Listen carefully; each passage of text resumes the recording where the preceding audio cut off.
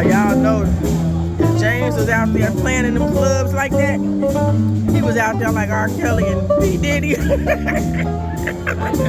so ignorant. Charles. Hey, you know how them musicians are. Look, if Charles picks up an instrument, I'm gonna break his fingers. Go sit down. You better be picking it up to move. Okay. James told me Barbara knew when he had to play wasn't gonna be no kissing for a week. What? That's what he told me. Oh, he's about because he was blowing that horn. Right. Right. Yeah, right. James was a mess, baby.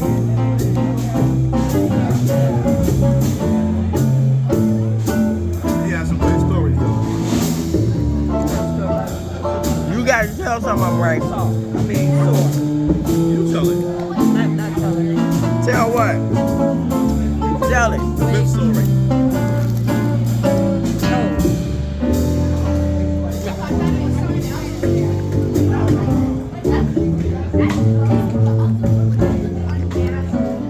Charles can get up there and tell a story. Tell what story? What Uncle James told you. No.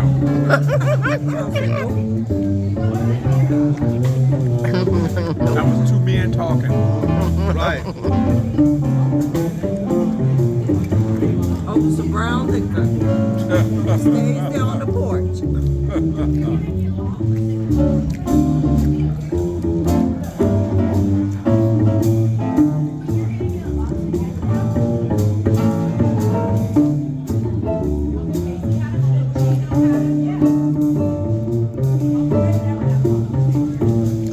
Food is good.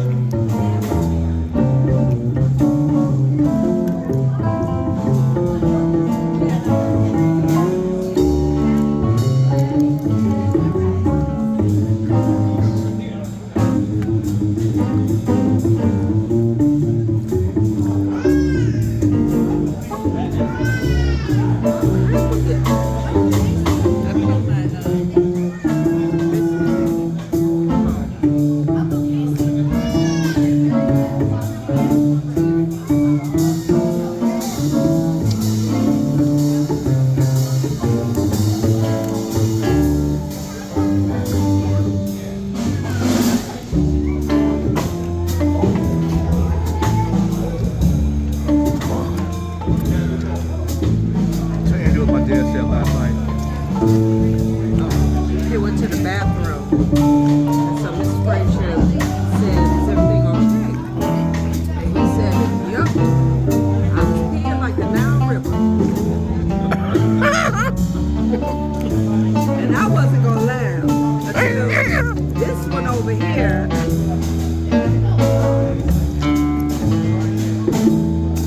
I thought it was funny. Is everything okay in the bathroom? Right. Need a little help in there?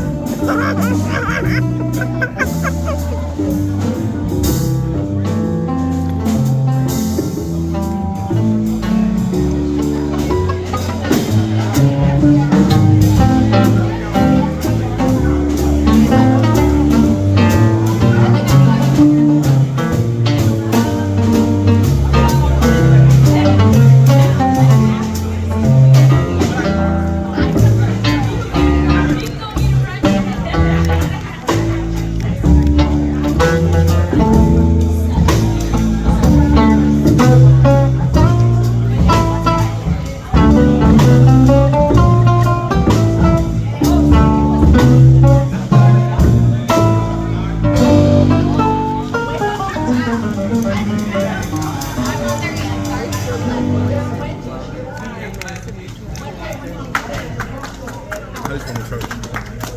Not his name, but he lives in the neighborhood. One quick thing I needed to say, I do apologize to my aunt Susan. She wrote the obituary, the beautiful obituary. She wrote that, and I appreciate her Nice. doing that for us. Thank you. That's all I want to say. Carry on. Thank you.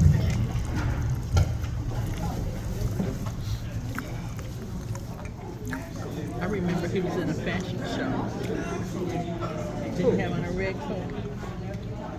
No, he was James there. was there. He was wasn't there in with the us. fashion Yeah. show. He said the table. That's right. Okay. Yep.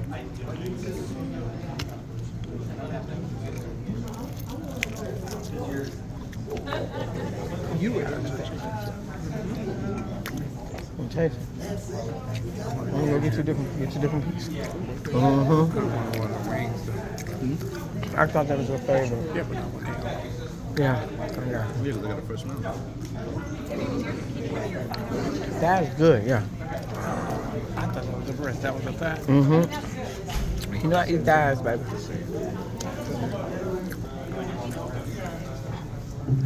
I love to see you walk away, but I love to see you coming.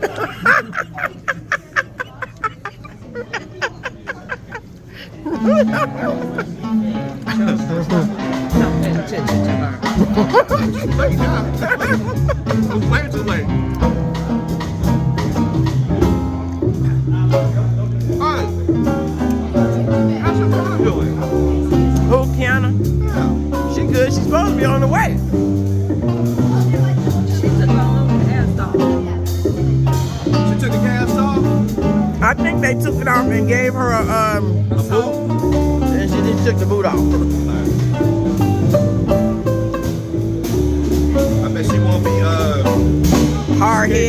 Hard-headed as hell. She thought because she could ski, that's the same thing. She could skateboard because she could ski. And she want to try that again.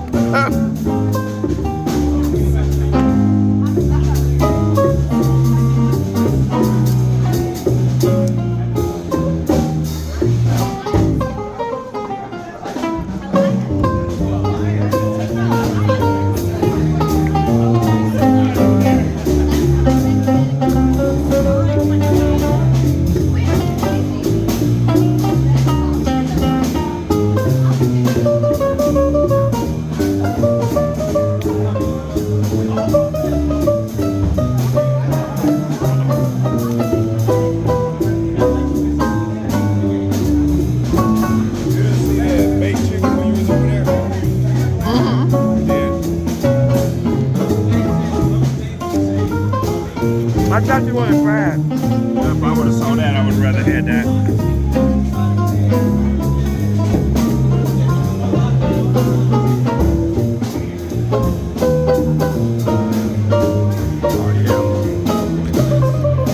Hey, look at you made a mess.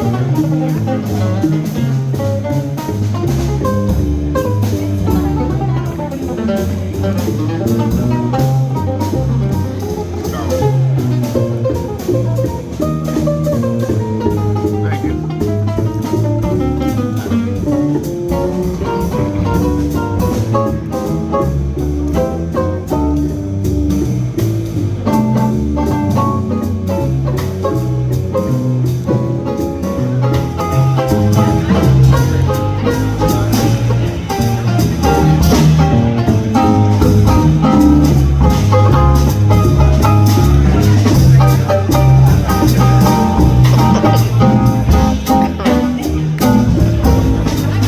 What if ICE come run up here and arrest everybody? They're coming for us right now. They took one black guy. The one that served the chicken, she better be careful. Oh, she got papers on her phone. Cause they over here on the south side, man, 75th and South Shore Drive, they messed that building up. Now look at all that food she put on that plate. All that macaroni and cheese she put on that plate.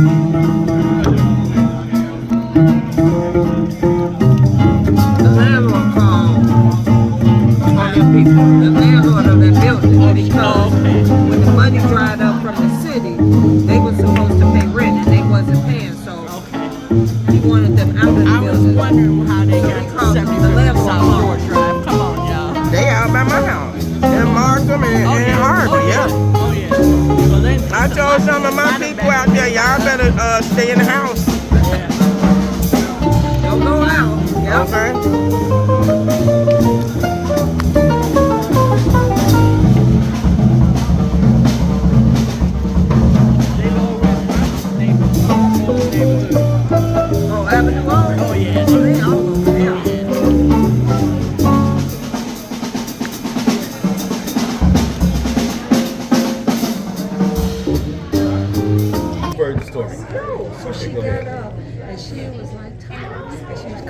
before that, we were still laughing. As soon as he saw me right here, he was like, Ooh. Oh. I said, Sweet, you got dinner. Hey, get some dessert too. Okay. Well, that's what I want. oh, she's putting it on the plate. I'll get it for you. I'm gonna get a plate too. She make you a box. This chair slides. I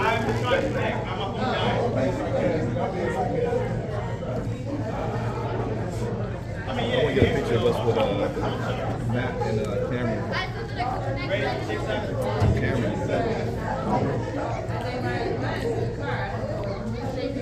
I wish we even had to go to work. That sounds just like my son, my dad would say too. Oh, it's funny. I wasn't there, but I was cracking up. That sounds like something he'd say. Susan, ain't nobody in no old ass. Everybody don't think like you. Don't curse. Y'all hear me okay? Good afternoon. My name is Keith Frazier. And I'm Keith Frazier. And I am Uncle James's nephew and godson, godsons.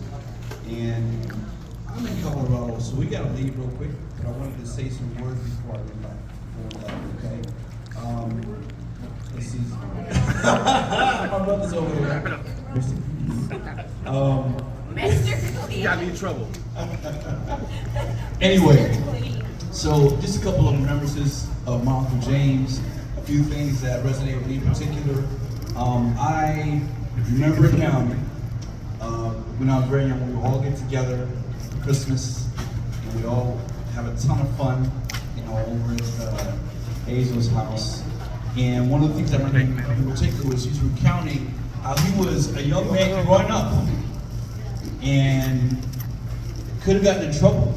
And so the thing he told us was, I remember back in the day, he said, I used to sit on the corner, lean to the side, my hat backwards. He said, but there comes a time that has got to end.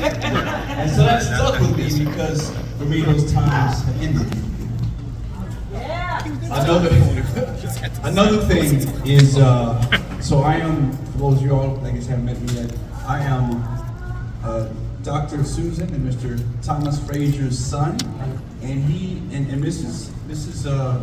Susan Frazier is one of his favorite sisters-in-law, and so I just love the way that he, his late wife, would have all of the Frazier boys over just to have us over. We used to have a special time for her nephews, her 4 nephews, and she'd bring us over, we have food, we hang out, get pizza and whatnot. It was wonderful. So she passed away, and then Uncle James, I remember, would do that for us as well.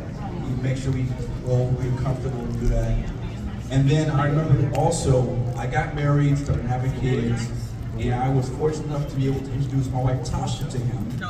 And she reminded him, I guess, for some reason, of one of his favorite sisters-in-law. And he just loved to talk to her, and he's just so kind and loving to our family. So just a couple of things that was on my heart. I love Uncle James, miss him, and I'm sure you all will as well. Yay, Drew!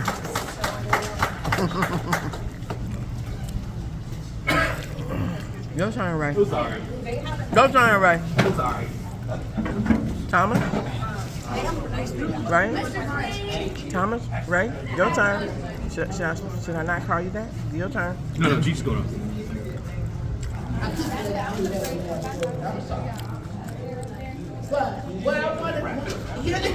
Here's an experience that I don't think many people have had in their whole entire lives. When James married my sister Barbara, I was 9 months old, laying across my mother's lap, snoring. And so, it's like I'm one of the few people in this room that, maybe Susan, that have known him just about his whole existence when he married Barbara, the Billups family. And we kept that closeness. Even after she died, we kept that closeness. you know. He was still giving me birthday presents, okay? And so anyway, I just felt like I needed to share that, because you know it's very rare for you to know somebody that long. You know? And love them, and you know, come on, that was a miracle, you know. And I'm glad that I was blessed to even know him. Now here's one thing in the obituary. Did it say anything about his professional life? And did it talk about, as you can see, I didn't read the hoops. Did it? Yeah, I was too busy crying. So, he also played in a Broadway show downtown, Bubbling Brown Sugar, where he was on stage and did a solo. Okay? They brought him out, he came out on stage and blew his horn, and I was like, that's James. So it's nice to have a celebrity in the family. All right, all right. Okay.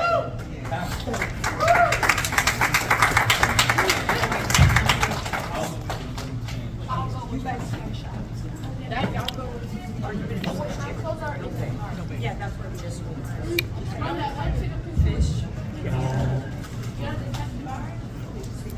Okay, I'm his oldest favorite nephew. So. Oh,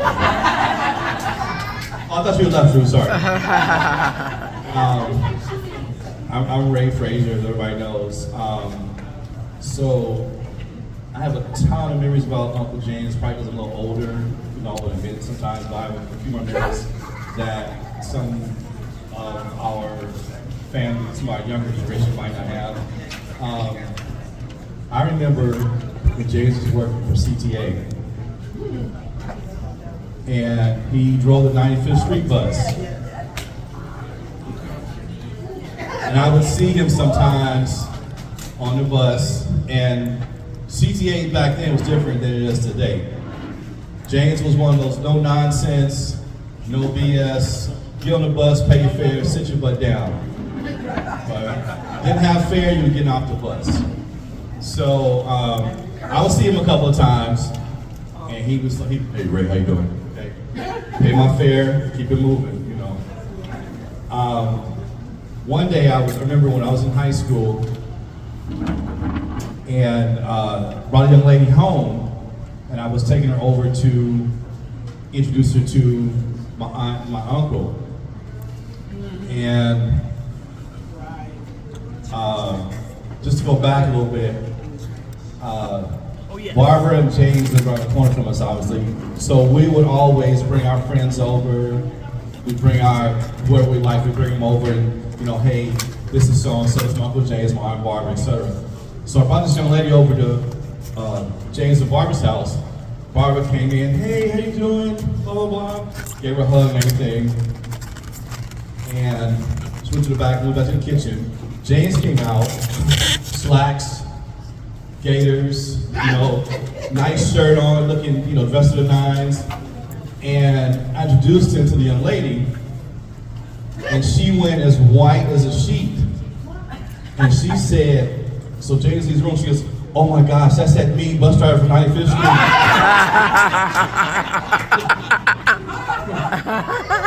I said, that's my uncle. She said, no, that's that mean bus driver from 95th Street. So we cut the business short. But, and then Lynette. Was you Lynette?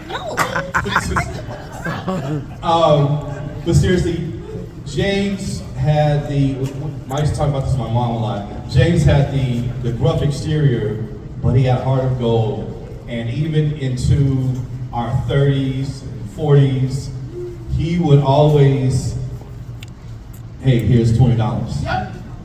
Hey, here's $10. You know, and he's sliding you money like you're not working, or but just because he could, he loved you, he's sliding you a card with some money in it. Yeah. And he carried on the tradition of having us over or buying food for us when we all get together for the holidays, which was awesome. All respect to James. I love. I admire him. I remember one last thing. I remember seeing him at the Plaza playing. He would play concerts, and I'd go and see him in the middle of the atrium playing during the holidays, which was fantastic. And I still brag about to this day with my friends that are from Chicago. But the respect and love that we've all had for him is going to be enduring. We know he's with Aunt Barbara, and he leaves behind a great host of family and friends. Thank you.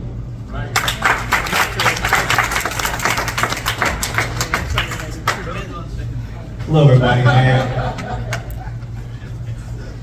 So many names. Kevin or Casey or Maestro. I am also James's godson. I don't necessarily have an anecdote to share, but just a remembrance. And a remembrance about perspective. You know, I was very attached to Barbara. And you know, when you grow up, you don't necessarily always attached to your aunts and uncles like significant others. And so for a while, James was like there. I came to the family and I was there. So James was there. You know, it was Barbara. And James was kind of there in the background. He was rough, he was stern, all those things. You know, okay, come here, all that stuff, put your shirt on, all those things. And then after Barbara passed, I had a chance to experience James for James, which for me was a blessing because I got to see him, without any encumbrances, any covering, just him showing up for him, not as part of a couple, but maybe as a representative of the couple that had been. Right. But it was just really cool to come and get to know James like that, to talk music with him and different things. His approval, because James is very practical, right? So that's why he was a CTA bus driver and a musician. He was passionate about both, but he believed in keeping something solid.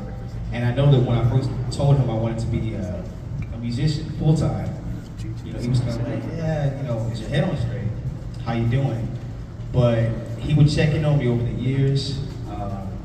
We would talk about music. He would ask me about what I was doing, what projects I was working on, and we just had some really good times.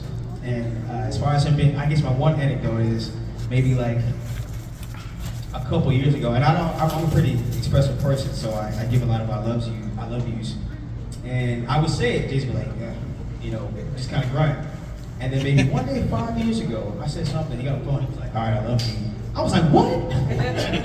I called my parents, I was like, James, I love you. Not because I was surprised that he loved me, but I noticed an evolution. I noticed his changing. I noticed how he came out of his shell. I noticed how he became more pliable and flexible and laughed. He used to joke about getting like one lock and gluing it to his head. Just really things I really appreciate about him. He's gonna be really missed. And I love you, Uncle James. Okay, that is my time. You gotta record that.